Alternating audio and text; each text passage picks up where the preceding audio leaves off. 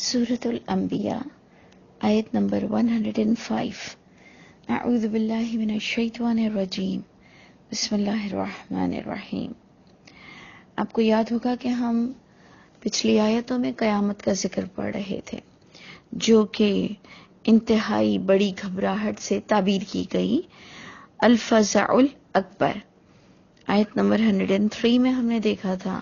کہ اللہ تعالیٰ فرماتے ہیں کہ وہ انتہائی بڑی گھبراہٹ ہوگی، لیکن اس سے محفوظ رہیں گے، غمگین نہیں ہوں گے جو نیک لوگ ہوں گے، اور وہ آہٹ بھی نہیں سنیں گے۔ یعنی کوئی گناہ گار اور نیک لوگ ایک ساتھ میں کھڑے ہوئے نظر نہیں آتے ہیں کہ ہم کچھ سوچ سکیں کہ میں اس سے فریاد کر لوں گا یا میں اپنے نبی کے پاس دوڑ کر چلا جاؤں گا۔ یعنی یہ امکان بہت دور دور تک نظر نہیں آ رہے۔ پھر اللہ تعالیٰ فرماتے ہیں کہ یہ ہم پر ایک وعدہ ہے قیامت کا برپا کرنا، اور ہم یہ کرنے ہی والے ہیں، ہم یہ ضرور کر کے رہیں گے۔ اسی کے ہی ساتھ آیت نمبر جو 105 ہم اس وقت دیکھیں گے کہ وَلَقَدْ كَتَبْنَا فِي الزُّبُورِ، اور البتہ یقیناً ہم یہ بھی بات لکھ چکے ہیں، یعنی لکھ چکے، یعنی بات کنفرم ہے زبور میں، جو کہ الہامی کتاب ہے،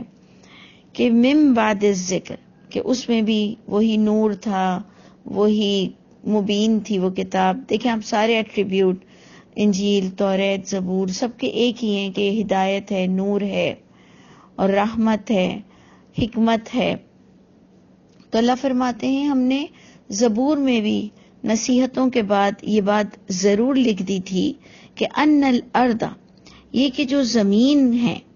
کہ بے شک زمین کے وارث ہوں گے، یرثھا، کہ بے شک زمین وارث ہوں گے اس زمین کے، عبادی الصالحون، وہ میرے بندے جو نیک ہوں گے، جو صالح ہوں گے۔ اور آپ نے دیکھا کہ محمد صلی اللہ علیہ وسلم کے دور میں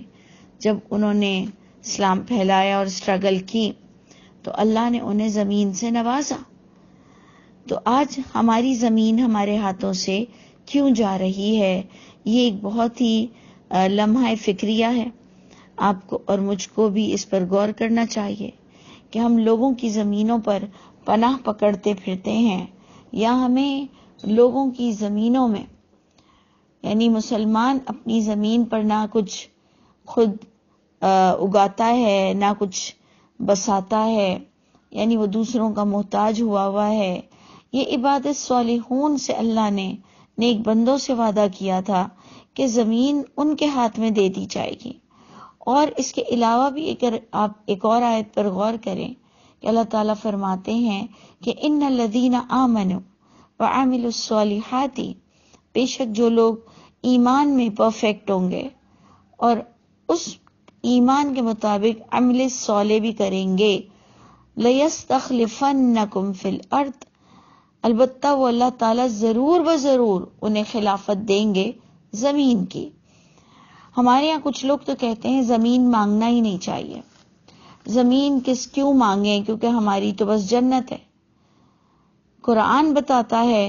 کہ آپ کی زمین نہیں ہوگی تو اللہ کا کلمہ کیسے پروموٹ کر سکو گے، اور لوگ تم سے کیسے روب میں رہیں گے، اور تمہاری خلافت کیسے قبول ہوگی اگر تمہاری زمین نہ ہوئی تو۔ لوگ تو تمہیں دباتے پھریں گے، جیسے کہ آپ دیکھیں کہ نان مسلمز کنٹریز میں جہاں پر وحدانیت نہیں ہے، وہاں پر آپ کو علل اعلان اذان سننے کی بھی اجازت نہیں ہے۔ آپ کے سکولز میں کیا کچھ ہو رہا ہے، کون کون سی چیزیں پڑھائی جا رہی ہیں جو کہ اگر آپ کے نزدیک وہ بچپن میں پڑھانا صحیح نہیں ہے۔ کئی ایسی چیزیں ہیں جس میں سودی کاروبار ہے، بے حیائی ہے، جو کہ عام سڑکوں پر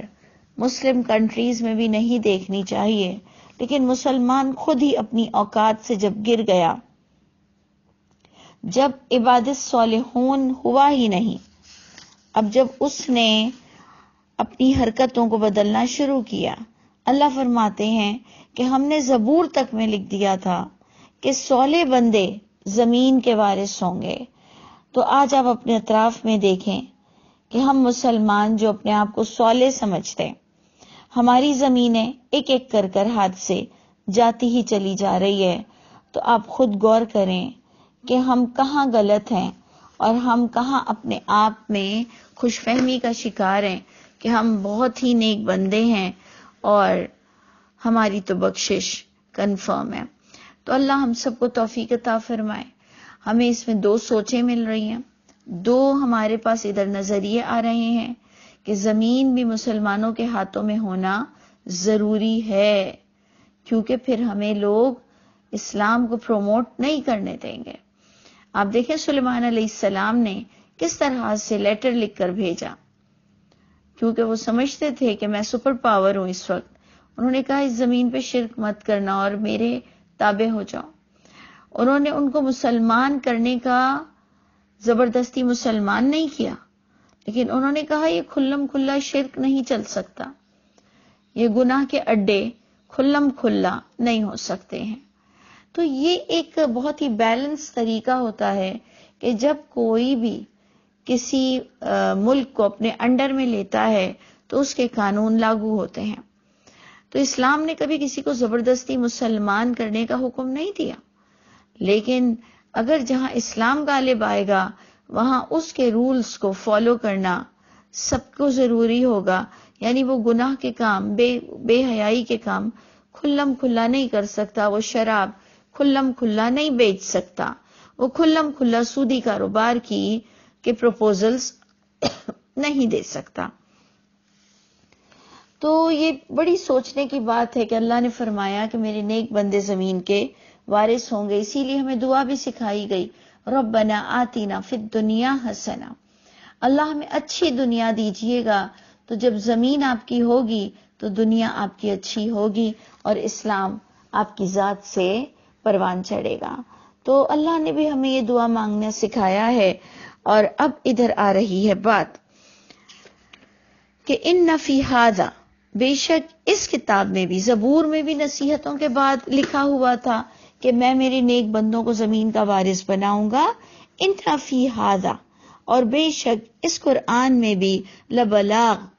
البتہ دل کو پہنچنے والی باتیں ہیں، بہت بڑی بڑی خبریں ہیں، لبلاغن لقوم عابدین، یعنی اس قرآن میں بھی کسی چیز کی کمی نہیں رکھی گئی کہ آپ کو کیسے بیلنس لائف جینا ہے اور کس طرح سے زمین آپ کی ہونی بہت ضروری ہے۔ اللہ فرماتے ہیں کہ ایک بہت بڑی آگاہی، ایک بہت بڑی پہنچنے والی بات بتا دی گئی ہے، لیکن وہ کن لوگوں کے لیے ہے؟ جو اللہ کے عابدین بندے ہوں گے، یعنی اللہ کی ایک تو عبادت کا ترجمہ یہاں سے نکلتا ہے، لیکن عبدیت میں آپ دیکھیں کہ توحید کی طرف زیادہ اشارہ ہوتا ہے کہ اللہ کو خالص پکارنے والے لوگوں کے لیے یہ دل میں اترنے والی بات تمہیں اس قرآن میں بتائی جا رہی ہے، جو اللہ کی غلامی کو پسند کرتے ہیں اور جو توحید میں گڑبڑ نہیں کرتے۔ اور آپ اچھی طرح سمجھ رہے ہیں، اگر آپ پچھلی آیتیں سب آپ نے دیکھی ہیں کہ کانٹیکس میں توحید کو پروموٹ کرنا، توحید کے مطابق زندگی کو گزارنا، اور جو انبیاء کرام نے آ کر اپنا وقت لگایا، یہ سب آپ کے پاس اس سورہ انبیاء میں موجود ہے۔ پھر آگے بتایا جاتا ہے وَمَا أَرْسَلْنَاكَ إِلَّا رَحْمَةً لِّلْعَالَمِينَ، اور نہیں بھیجا ہم نے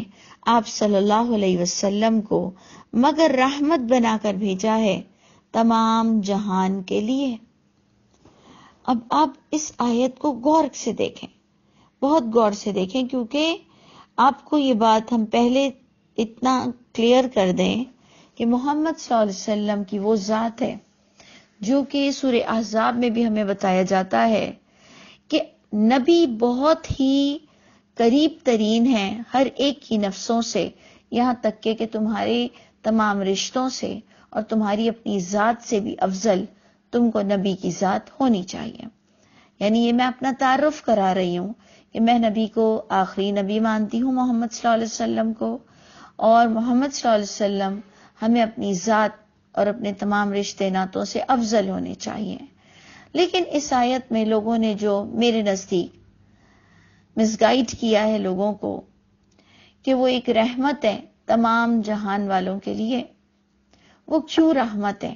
آپ محمد صلی اللہ علیہ وسلم کو کیوں مانتے ہیں؟ پہلے تو یہ ہمیں جواب آپ سے لینا ہوگا کہ آپ محمد صلی اللہ علیہ وسلم کو کیا مانتے ہو. تو آپ اس کا تعارف کراؤ گے کہ اشہد ان محمدن عبدہ و رسولہ. یقیناً جو میں نے جواب دیا وہ آپ ہی کا جواب ہے اگر میں صحیح کہہ رہی ہوں تو. کہ اگر میں آپ سے پوچھوں کہ محمد صلی اللہ علیہ وسلم کے بارے میں آپ کیا جانتے ہو، ایک شارٹ تعارف محمد صلی اللہ علیہ وسلم کا دے دو، تو یقیناً آپ یہی کہیں گے اشہد ان محمدن عبدہ و رسولہ، کہ میں گواہی دیتا ہوں کہ محمد صلی اللہ علیہ وسلم اللہ کے بندوں میں سے تھے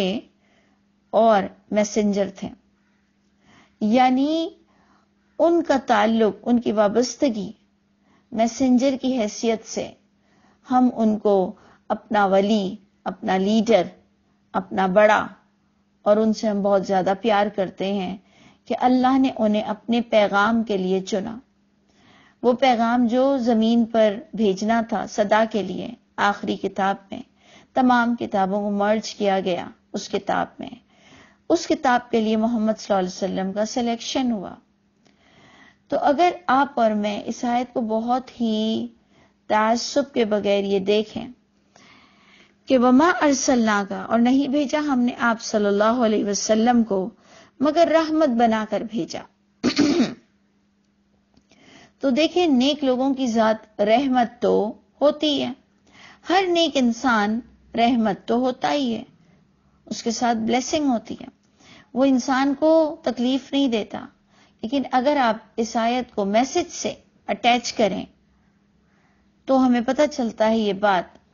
کہ ان کو رحمت کیوں کہا گیا،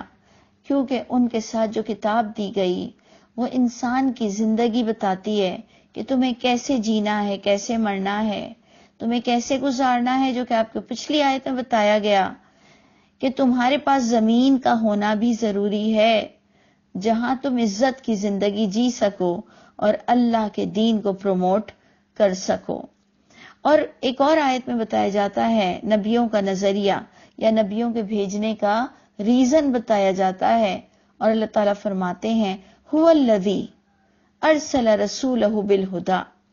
هو الذی ارسل رسولہ بالہدی، وہی ذات پاک جس نے بھیجا اپنے نبی کو، هو الذی ارسل بالہدی ودین الحق، اور دین حق کے ساتھ. کیوں بھیجا؟ لیظہرہ علی الدین کلہ، تاکہ وہ غالب کرے اس دین کو تمام دین پر. جو تمام دین ہے اس پر، وہ جو دین جس کے ساتھ وہ بھیجا جاتا ہے، جو کہ ابھی آپ نے اور میں نے محمد صلی اللہ علیہ وسلم کو ایز اے میسنجر نبی مانا ہے کہ وہ کیوں ہمارے بڑے ہیں کہ ان کے ساتھ میسیجز آئے تھے. یہ جو میسیجز ہیں یہ ہیں اصل میں رحمت، اور یہ رحمت محمد صلی اللہ علیہ وسلم کو دی گئی تو گویا انہوں نے رحمت پھیلائی. آپ غور کریں کہ تمام جہان کے لیے، صرف مسلمانوں کے لیے نہیں ہے، تمام جہان کے لیے محمد صلی اللہ علیہ وسلم کو جو پیغام دیا گیا وہ اصل میں رحمت کنسیڈر کیا جاتا ہے کہ وہ جسے پڑھ لے تو تمام مشکلوں سے آسانی مل جائے گی اور اسے اس کے اللہ کے گھر کا راستہ مل جائے گا خود پڑھنے سے، نہ کہ وہ دوسروں سے پڑھ کر بہکے گا، دوسروں کے نظریات پڑھے گا اور اپنی نگاہوں سے اللہ کی کتاب کو جو کہ محمد صلی اللہ علیہ وسلم کے ذریعے سے بھیجی گئی تھی اس کو رحمت نہیں سمجھے گا اور کنفیوز رہے گا. تو اس نے گویا نہ محمد صلی اللہ علیہ وسلم کی عزت کی، نہ احترام کیا، اور نہ ہی اس آیت کو وہ سمجھ سکا. تو محمد صلی اللہ علیہ وسلم دیکھیں رحمت ہر انسان کو چاہیے. پھر محمد صلی اللہ علیہ وسلم کو سدا زندہ رہنا چاہیے تھا. رحمت ہر انسان کو چاہیے، اور محمد صلی اللہ علیہ وسلم جو رحمت لائے تھے اسے سدا رہنا تھا، اور وہ آج ہمارے ساتھ موجود ہے. وہ جو کتاب ہے جو کہ رحمت ان کے ساتھ بھیجی گئی، وہ آج ہمارے درمیان ایز اٹ از موجود ہے۔ تو آپ اس کو بہت اچھی طرح سے اگر آپ تھوڑی سی سمجھداری کے ساتھ اس آیت کو دیکھیں تو نہیں بھیجا ہم نے آپ کو اے محمد صلی اللہ علیہ وسلم مگر رحمت بنا کر بھیجا ہے تمام جہان کے لیے کہ آپ یہ کتاب دیں لوگوں کو،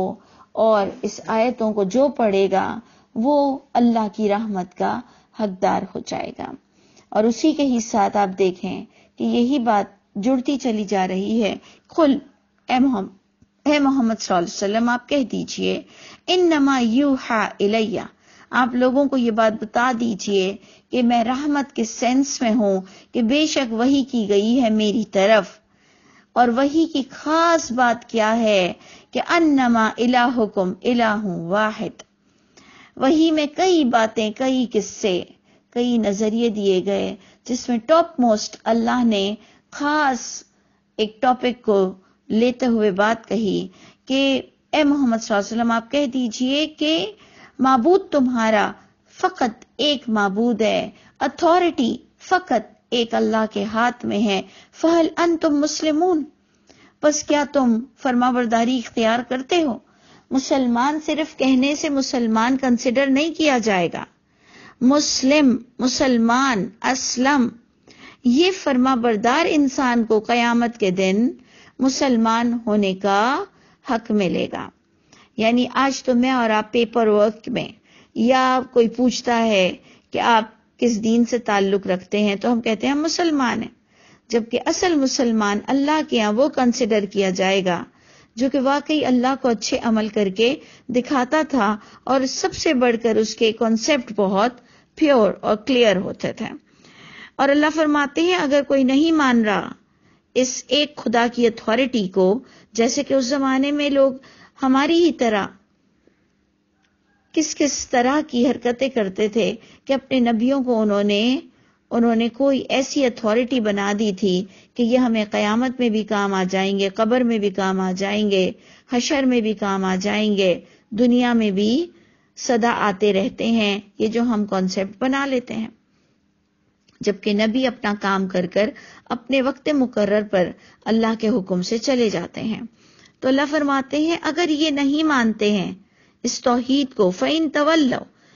فَقُلْ، تو آپ ان کو کلیئر کہہ دیجئے آذَنْتُكُمْ عَلَى سَوَاءٍ، میں نے تمہیں آذان دے دی ہے، یعنی کلیئر زور سے بتا دیا ہے، چھپ چھپا کر نہیں بتایا، کھل کر تمہیں بتا دیا ہے کہ برابر بات کیا ہے، عَلَى سَوَاءٍ، جو بات کا جو سٹینڈرڈ اور جو اسٹیٹس ہے میں نے وہ تمہیں بتا دیا۔ اور یہ بات بھی سن لو کہ وَإِنْ أَدْرِي، اور میں یہاں تک اپنے آپ کا محمد صلی اللہ علیہ وسلم تعارف کراتے ہیں،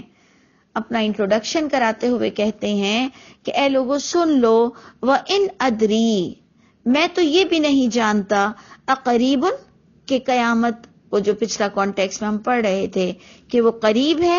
ام بعید یا دور ہے، مجھے تو یہ بھی نہیں معلوم۔ آپ دیکھیں ہماری روایتیں، ہماری حدیثیں بھری پڑی ہیں